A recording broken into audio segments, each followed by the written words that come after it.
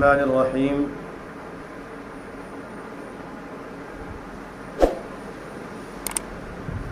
الحمدللہ ثم الحمدللہ۔ اللہ پاک نے ہماری زندگی میں ایک بار پھر یہ ماہ محرم الحرام کا مہینہ پھر اللہ پاک نے ہمیں زندگی میں ایک بار عطا کیا ہے۔ یہ محرم الحرام کا جو مہینہ ہے، یہ مہینہ بڑی فضیلتوں کا حامل ہے۔ اس مہینے کے شروع ہونے سے اسلامی سال کی ابتدا ہوتی ہے، اسلامی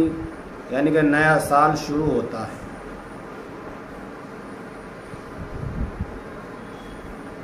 اسلامی سال کی ابتدا رسول اللہ صلی اللہ علیہ وسلم نے جب مکہ مکرمہ سے مدینہ منورہ ہجرت فرمائی اور مکے سے آپ صلی اللہ علیہ وسلم مدینہ گئے،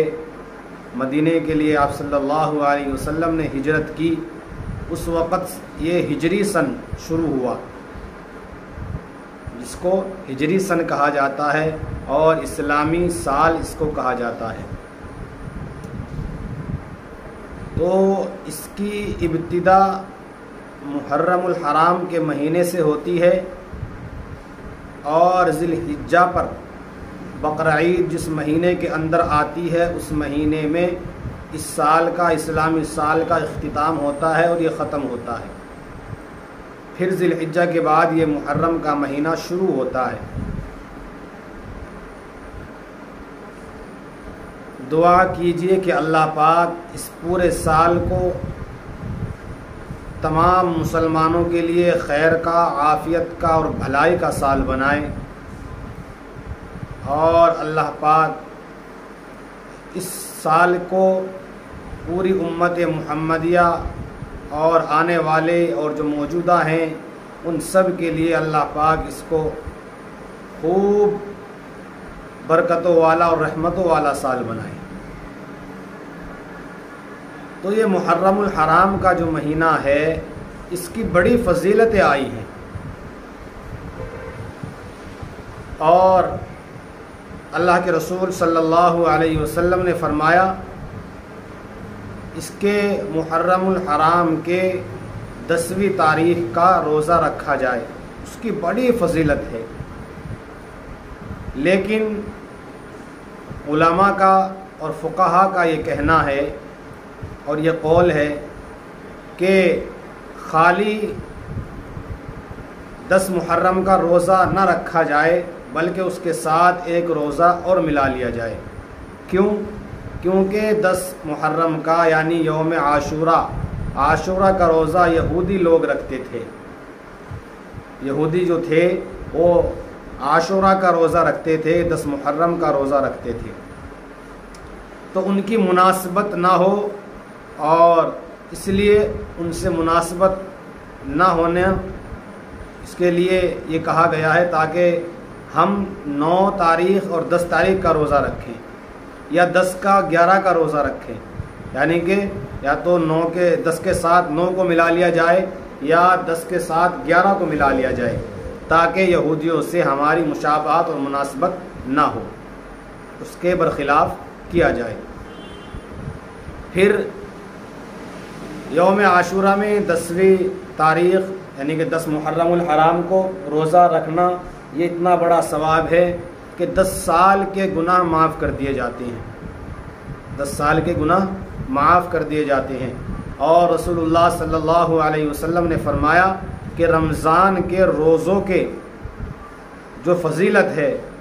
اس کے بعد اگر کسی مہینے کے روزوں کی فضیلت ہے تو وہ محرم کے روزوں کی فضیلت ہے۔ کیا فرمایا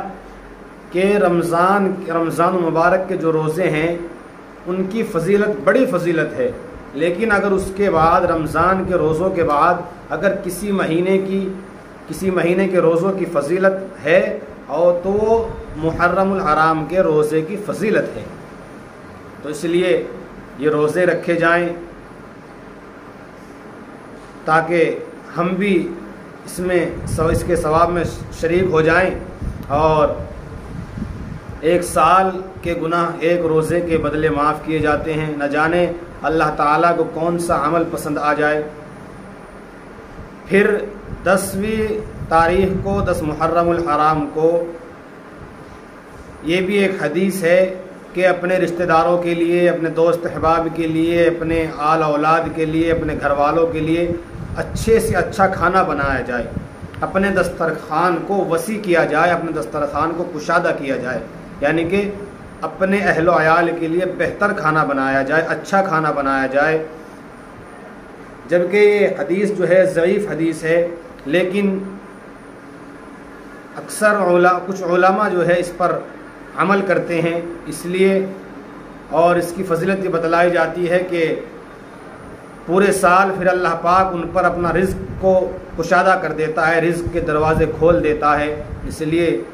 10 محرم کو اپنا دسترخوان وسیع کر دیا جائے اور اپنے اہل و عیال کے لیے، اپنے بیوی بچوں کے لیے، اپنے دوست احباب اور پڑوسیوں کے لیے بہتر اچھا کھانا بنایا جائے۔ اور ایک شخص یہ سوال کرتے ہیں کہ یوم عاشورہ کا روزہ، یعنی کہ محرم کے روزے وہ 9 کے ہوں یا 10 کے، 10 کا ہو یا 11 کا، کہ اگر ہم یہ روزے رکھتے ہیں 2 روزے، تو وہ جو شخص ہے روزے رکھنے والا، وہ جو اس کے کچھ روزے چھٹے ہوئے ہیں رمضان کے، تو ان کی وہ کہتا ہے کہ میں یوم عاشورہ کا روزہ رکھوں اور میں اس کے قضا کی نیت کر لوں، تو کیا میرے روزے کی قضا ہو جائے گی؟ اس کا جواب یہ ہے کہ اگر آپ یوم عاشورہ میں رمضان کے روزے کی یعنی کہ جو روزہ فرض ہوتا ہے اس کی قضا آپ کرنا چاہتے ہیں یوم عاشورہ میں، تو قضا تو یہ ہو جائے گی، اس روزے کی قضا ہو جائے گی اور آپ کے ذمے سے وہ فرض ادا ہو جائے گا، لیکن آپ کو ثواب جو ہے وہ عاشورہ کی روزے کی جو فضیلت ہے اور جو اس کی برکت ہے، جو اس کا ثواب ہے، وہ آپ کو نہیں ملے گا۔ وہ تو اصل نیت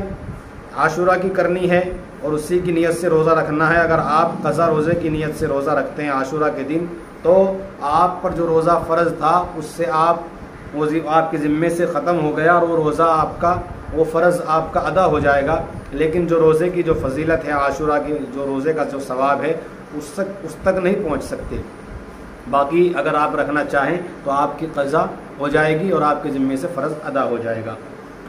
دعا کیجئے کہ اللہ پاک